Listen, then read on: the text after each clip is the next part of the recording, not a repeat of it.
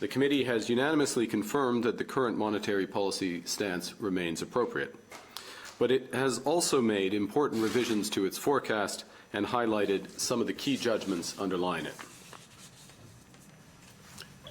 Growth has remained resilient since the referendum, with the UK posting the fastest rate in the G7 last year. The MPC expects growth to be stronger over the forecast period than in November, with the economy now projected to expand by 2% in 2017 and 1.75% thereafter, or around 1.75% thereafter. This upgrade will leave the level of UK output around 1% higher over the next 3 years than we had expected in November. This stronger outlook is the product of 4 factors. In descending order of importance, they are: first, the Chancellor's autumn statement eased fiscal policy over the coming years, and this explains about half of the forecast upgrade.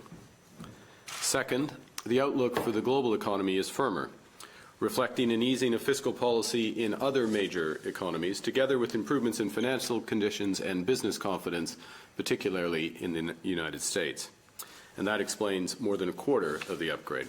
Third, financial conditions in the UK remain supportive, underpinned by low risk-free rates, the 18% fall in sterling since the November 2015 peak, and lower credit spreads. Moreover, domestic credit conditions are accommodative, reinforced by strong competition in consumer credit markets and historically low mortgage rates. In part, this reflects the Bank of England's policy actions, which have also helped lower the impact of uncertainty on activity. And fourth, as was the case in November, there are few signs that households are cutting back spending ahead of the coming squeeze in their real incomes.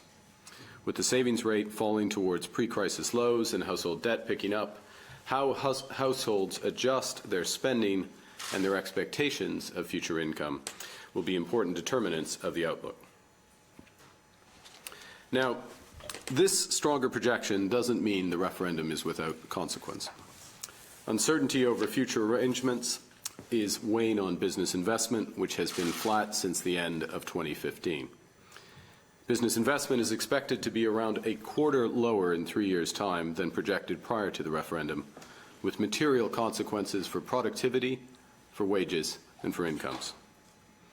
More broadly, the level of GDP is still expected to be 1.5% lower in 2 years' time than we had projected in May, despite substantial easing of monetary, macroprudential, and fiscal policies.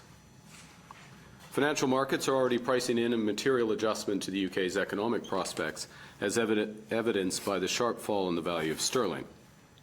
Markets are valuing today what they expect to be necessary tomorrow. An adjustment to real incomes as the UK moves to its new trading arrangements. And the MPC expects the tension between current consumer strength and relative financial market pessimism to begin to be resolved over the course of this year.